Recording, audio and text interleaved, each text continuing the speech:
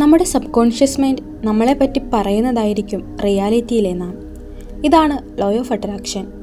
Law of അട്രാക്ഷനെ സാരമായി ബാധിക്കുന്ന 2 നെഗറ്റീവ് വേർഡുകൾ ഇവിടെ ഞാൻ പറയുന്നു.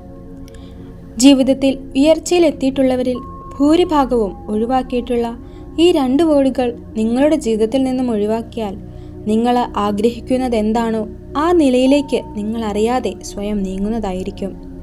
Word number 1, I hope. ഞാൻ വിചാരിക്കുന്നത് അല്ലെങ്കിൽ ഞാൻ ആലോചിക്കുന്നത്. ഇത്തരത്തിൽ ഈ വാക്കുകൾ ഉപയോഗിച്ച് സംസാരിക്കുന്നവർ നെഗറ്റീവായി അവരുടെ ചിന്താശക്തിയെ വളർത്തുന്നു. ആയതിനാൽ ഉയരങ്ങളിലേക്ക് പോകുവാനുള്ള അവരുടെ കഴിവ് സാരമായി കുറയുന്നു.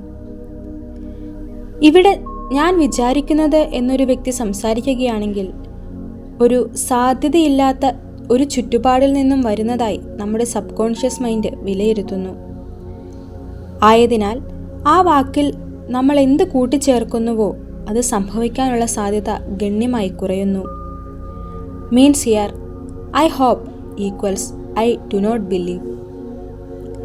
ഇത്തരത്തിൽ വാക്കുകൾ ഉപയോഗിക്കുന്നവർ ഇനി ഉയർച്ചയിലേക്ക് പോകാൻ ആഗ്രഹിക്കുന്നെങ്കിൽ ഞാൻ വിചാരിക്കുന്നത് എന്നുള്ളതിനു പകരം എനിക്കറിയാം എന്നാക്കി മാറ്റിയാൽ നമ്മുടെ മൈൻഡ് അത് സംഭവിക്കാനുള്ള സാധ്യതയായി കാണുന്നു. ഇത്തരത്തിൽ നമ്മുടെ വാക്കുകൾ സ്വയം മാറ്റാൻ തയ്യാറായാൽ നമ്മുടെ എനർജി ലെവൽ മറ്റൊരു ലക്ഷ്യത്തിലേക്ക് നീങ്ങുന്നതായി നമുക്ക് കാണാൻ സാധിക്കും. ആയതിനാൽ വിജയം ആഗ്രഹിക്കുന്ന ഓരോരുത്തർക്കും ഇത് ഫോളോ ചെയ്യാം. Word number 2, I need. എനിക്ക് വേണം.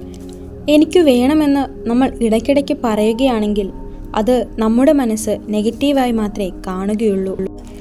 Needy equal to greedy. ഇത്തരത്തിൽ നീഡ് എന്നുള്ള വാക്ക് കാണുന്നവയോടെല്ലാം എനിക്കത് വേണം, എനിക്കിത് വേണം, I need this thing, I need that thing എന്ന് നമ്മൾ റിപ്പീറ്റ് ചെയ്യുമ്പോൾ ഈ പ്രപഞ്ചം ആകർഷണ ശക്തിക്ക് പകരമായി വികർഷണ ശക്തിയായി നമ്മുടെ മനസ്സിൽ കുടിയിരിക്കുന്നു.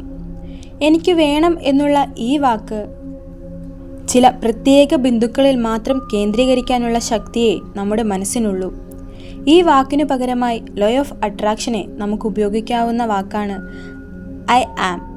I need to become rich എന്നുള്ളതിനു പകരമായി I am going to become rich എന്ന് പറയുമ്പോൾ നിങ്ങളുടെ മനസ്സിന് പ്രത്യേകമായ ശക്തി ലഭിക്കുന്നു.